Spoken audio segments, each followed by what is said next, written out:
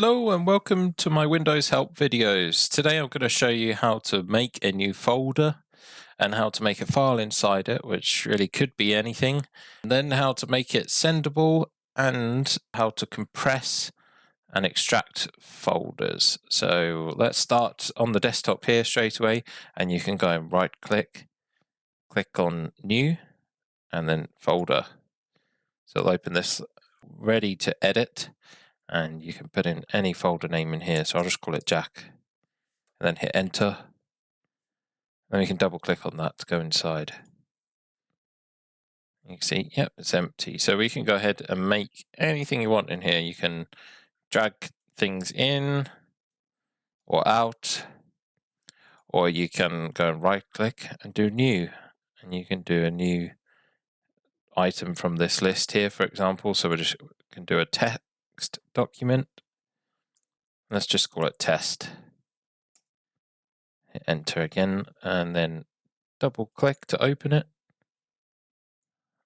It's just opened over here, and you can do writing inside and save it off and close it down.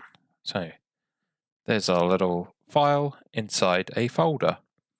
Now if you wanted to make it a little bit more complicated, you could be putting images in there or different applications. You can then go ahead and send it to anyone or share it. The best way to do that is to compress things that are in there, make them a bit smaller and a bit more easier to send.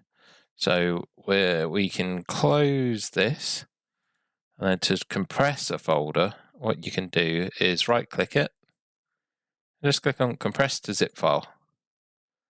There you go, it's done it already.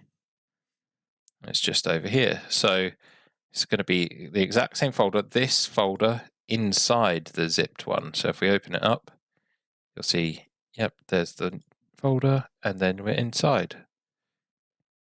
So that you can send across to anyone in email, for example, and it's just a smaller size of a normal document that's inside it.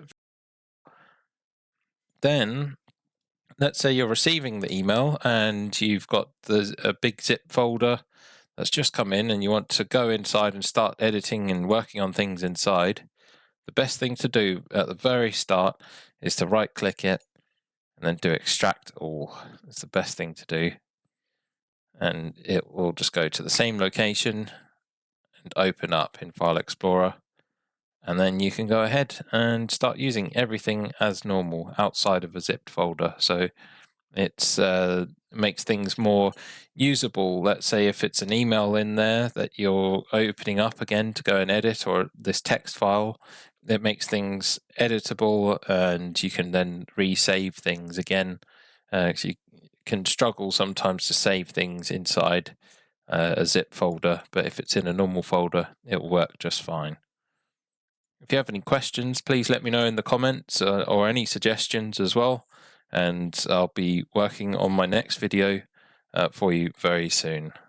Please like and subscribe for the next video.